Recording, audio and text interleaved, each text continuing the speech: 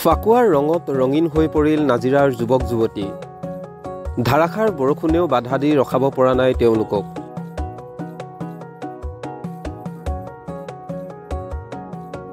আজি সমগ্ৰ দেশতে ৰঙৰ উৎসৱ ফাকুৱা উদযাপন কৰিছে। আজিৰ দিনটোত দেশবাসী আনন্দত মতলীয়া হৈ পৰিছে।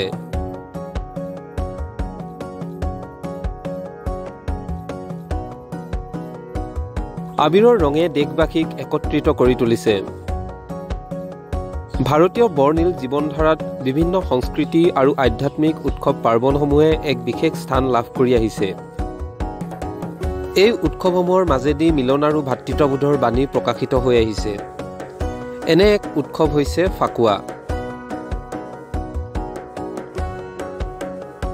ফাগুনৰ প্ৰকৃতিৰ উন্মনা পৰিৱেশৰ সৈতে উদযাপিত ফাকুৱাই ভাৰতীয় আধ্যাত্মিক সংস্কৃতিক অধিক মণ্ডিত কৰি তুলিছে।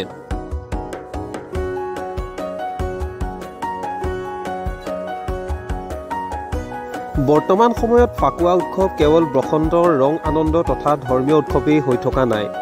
ফাকুৱা বা হোলী উৎসৱ শান্তি, সম্প্ৰীতি, সমৃদ্ধি আৰু মহামিলনৰো উৎসৱ হৈ পৰিছে। সমগ্ৰ ভাৰতবৰ্ষতে ৰঙৰ উৎসৱ ফাকুৱা পালিত হৈছে। সমগ্ৰ দেশৰ সমান্তৰালভাৱে শিৱসাগৰ জিলাৰ নাজিৰাতো আনন্দ মনেৰে মিলাপ্ৰীতিৰ মাজেৰে ফাকুৱা উদযাপন কৰা দেখা গৈছে। ভিন্ন প্ৰান্তৰৰ যুৱক যুৱতীসকলে নৃত্য গীতত আবিৰৰ ৰঙেৰে আনন্দত ৰঙীন হৈ পৰা দেখা গ'ল। ধাৰাসাৰ বৰষুণেও বাধা দি ৰাখিব পৰা নাই যুৱক যুৱতীসকলক।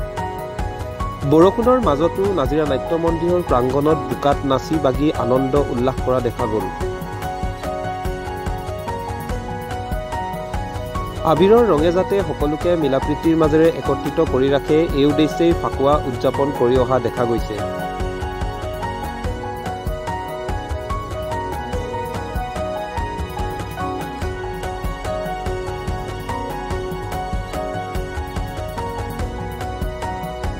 এই ৰঙৰ উৎসৱ অতি প্ৰাচীন কালৰে পৰা উদযাপন কৰি অহা হৈছে।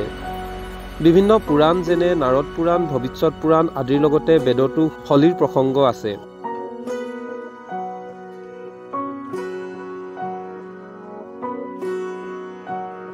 বিভিন্ন শিলালিপি, হৰ্ষবৰ্ধনৰ ৰত্নাৱলী, পৰিব্ৰাজক আলবেৰনিৰ লেখনিৰ মাজতো হোলী উৎসৱৰ বিশেষ বৰ্ণনা দেখিবলৈ পোৱা যায়।